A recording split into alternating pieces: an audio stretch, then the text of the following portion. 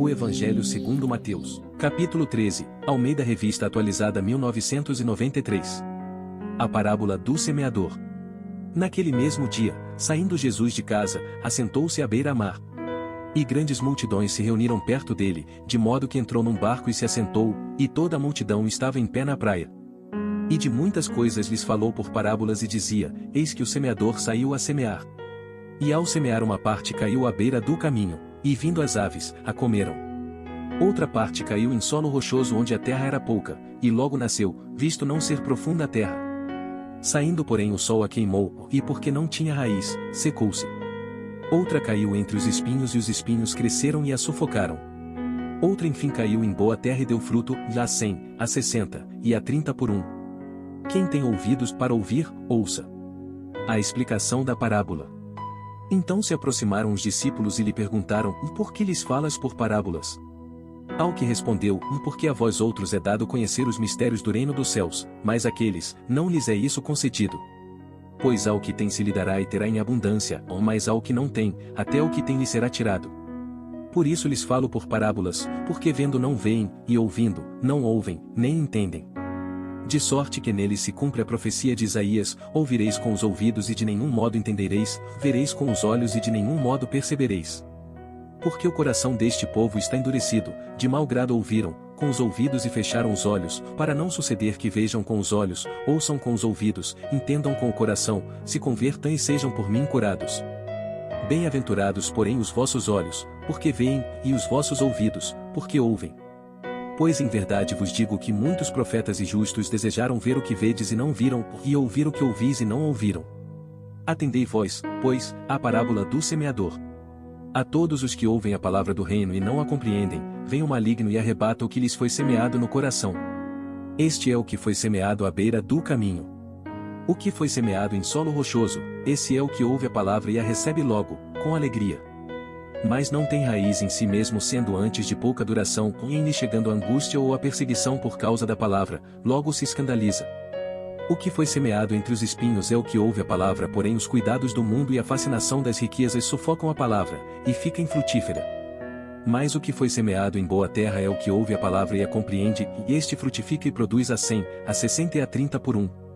A parábola do joio. Outra parábola lhes propôs dizendo: O reino dos céus é semelhante a um homem que semeou boa semente no seu campo. Mas enquanto os homens dormiam, veio o inimigo dele e semeou o joio no meio do trigo e retirou-se. E quando a erva cresceu e produziu fruto, apareceu também o joio. Então vindo os servos do dono da casa lhe disseram: Senhor, não semeaste boa semente no teu campo? Donde vem pois o joio? Ele porém lhes respondeu: Um inimigo fez isso. Mas os servos lhe perguntaram: Queres que vamos e arranquemos o joio? Não. Replicou ele: Para que ao separar o joio não arranqueis também com ele o trigo. Deixai-os crescer juntos até a colheita, e no tempo da colheita, direi aos ceifeiros: Ajuntai primeiro o joio, atai-o em feixes para ser queimado, mas o trigo, recolhei-o no meu celeiro. A parábola do grão de mostarda. Outra parábola lhes propôs dizendo: O reino dos céus é semelhante a um grão de mostarda, que um homem tomou e plantou no seu campo. O qual é na verdade a menor de todas as sementes e crescida é maior do que as hortaliças, e se faz árvore, de modo que as aves do céu vêm aninhar-se nos seus ramos. A parábola do fermento. Disse-lhes outra parábola: O reino dos céus é semelhante ao fermento que uma mulher tomou e escondeu em 3 medidas de farinha, até ficar tudo levedado. Porque Jesus falou por parábolas. Todas estas coisas disse Jesus às multidões por parábolas, e sem parábolas nada lhes dizia. Para que se cumprisse o que foi dito por intermédio do profeta: Abrirei em parábolas a minha boca, publicarei coisas ocultas desde a criação do mundo. A explicação da parábola do joio. Então, despedindo as multidões, foi Jesus para casa. E chegando-se a ele os seus discípulos, disseram: Explica-nos a parábola do joio do campo. E ele respondeu: O que semeia a boa semente é o filho do homem. O campo é o mundo, a boa semente são os filhos do reino, o joio são os filhos do maligno. O inimigo que o semeou é o diabo, a ceifa é a consumação do século e os ceifeiros são os anjos. Pois assim como o joio é colhido e lançado ao fogo, assim será na consumação do século. Mandará o Filho do Homem os seus anjos, que ajuntarão do seu reino todos os escândalos e os que praticam a iniquidade. E os lançarão na fornalha acesa, ali haverá choro e ranger de dentes. Então os justos resplandecerão como o sol, no reino de seu Pai.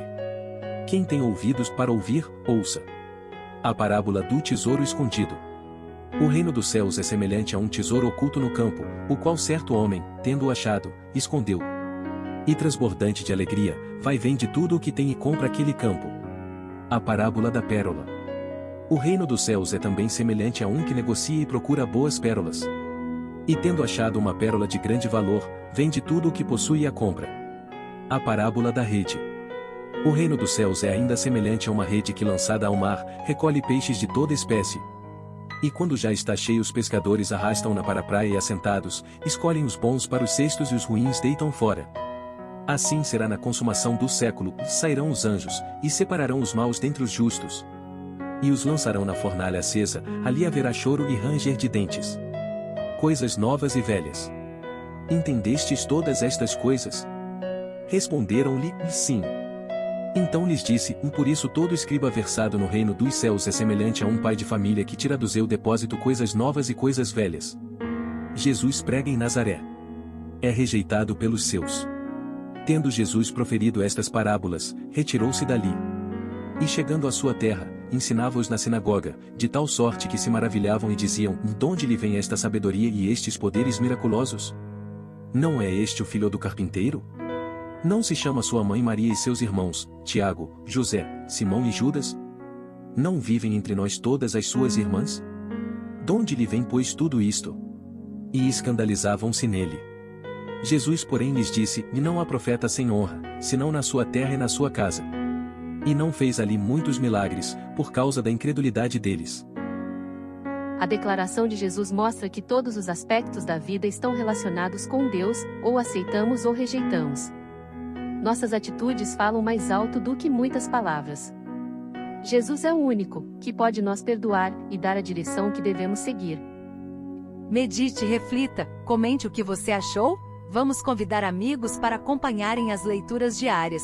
Compartilhe para muitos amigos. Deus o abençoe grandemente.